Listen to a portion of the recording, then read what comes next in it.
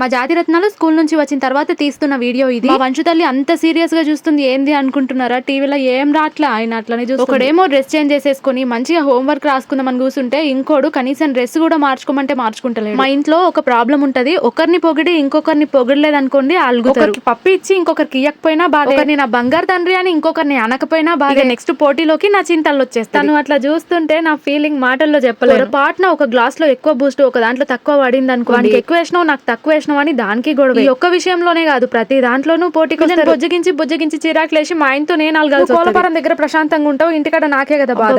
వాళ్ళ అన్నోళ్ళు కూడా అంత సీరియస్ గా చూడట్లే. పాప చూడండి ఎట్లా సర్లే మంచిగా టీవీ చూస్తుంది కదా అని నా పని నేను చేసుకుందామని బయటకు వచ్చిన. ఇంకేముంది, తాను కూడా ఏడ్చుకుంటే బయట కుట్లేసేది ఉండే. సరే కుట్లని నేద్దామంటే ఏడ్చుకుంటా మిషన్ దగ్గర. మిషన్ కుట్టేటోళ్ళ పిల్లలు ఎవరైతే చిన్న ఉంటారో వాళ్ళకి పాపం చాలా ఇబ్బంది. ఏమో అంటారు ఏదో ఒకట్లే. ఎగ్స్ ఉడకబెడదాం అనుకున్నా, లేట్ అయ్యేటట్టుందని ఆమ్లెట్ వేసి ఇచ్చిన. ఇక ఇద్దరు కూర్చొని తిని పండుకున్నారు. మా ఫ్యామిలీని ఒక్క ఫ్రేమ్ లో చూస్తే నాకు భలే అనిపిస్తుంది. మన ఛానల్ లా నేను ఎప్పుడూ గివ్ అవే ప్లాన్ చేయలేదు. గివ్ అవేలు ఇచ్చేంత పెద్ద గొప్ప స్థాయిలో కూడా నేను లేను, కానీ మా స్థాయికి తగ్గట్టు ఏదో ఒక గివ్ అవే అయితే సెకండ్ ఛానల్ లో ప్లాన్ చేస్తాం. 10K ఫ్యామిలీ అయ్యాక ప్లాన్ చేస్తాం. సెకండ్ ఛానల్ ని కొలాబ్ చేసాను, చేసుకుని వాళ్ళు చేసుకోవచ్చు. డైలీ వియర్ కి అయితే ఈ ఫ్రాక్ చాలా బ్లాక్ లెగ్ ఉతకలేదు. దీని మీద ట్యాగ్ చేస్తున్నా, చెక్ చేయండి. ఉంటే బై.